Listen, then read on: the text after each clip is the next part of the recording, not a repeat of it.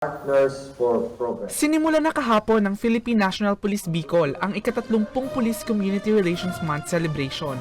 Ilan sa mga dumalo sa kick-off ceremony sa Camp Brigadier Simeon Ola ang mga kinatawa ng National Police Commission Bicol, Bureau of Fire Protection Bicol, Regional Internal Affairs Service Bicol at iba pang partner agencies. Ayon kay PNP Bicol Director Police Brigadier General Andre Tizon, layunin ng taunang selebrasyon na paigtingin pa ang pakikipag-ugnayan ng PNP sa komunidad bilang bahagi na rin ng kanilang misyon na mapanatili ang kapayapaan at kaayusan sa mga pamayanan. Layon din nilang mapalakas pa ang kanilang hanay. Yung objective nito is to strengthen our coordination, especially in delivering yung programa ng ating gobyerno, yung Bagong Pilipinas, sir, at isinama na rin natin yung pag-elevate ng ating performance po, sir.